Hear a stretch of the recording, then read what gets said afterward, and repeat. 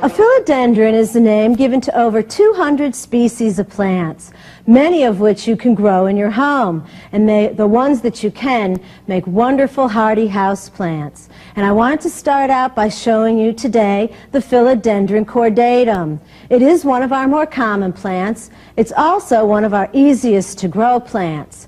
I'm sure you've seen it before, and this is what it looks like.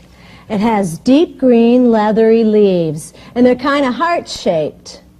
And it grows on long vines. It'll grow almost forever if you let it.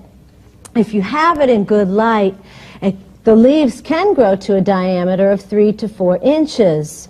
And if you have it in very low light, I have a little sample here of a philodendron grown in very low light, and you'll see it gets very tiny leaves. But that's okay. And I also wanted to show you a relative of the philodendrons, and that is the pothos. While they're actually in different families, they're very similar and their care is very similar. And this one I have for you today is the pothos, botanically known as Scindapsus aureus.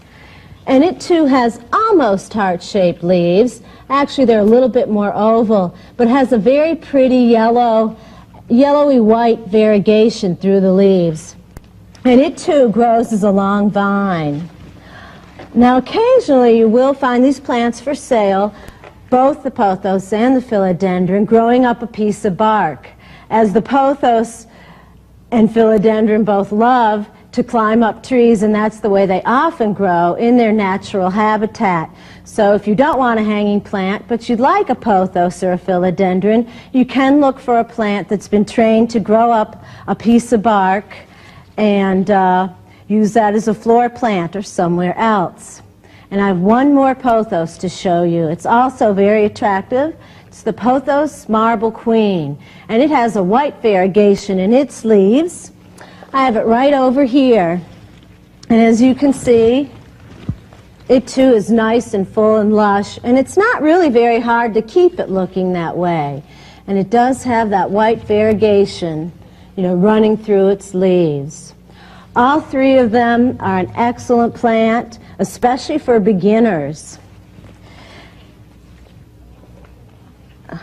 And I also wanted to show you one other thing. If you do grow a pothos and you keep it for a long time, they can grow and grow. They can get to be quite large plants. And I have a cutting from one such pothos that grows up a giant palm tree in this area, and I'll show it to you just so you know how big they really can get.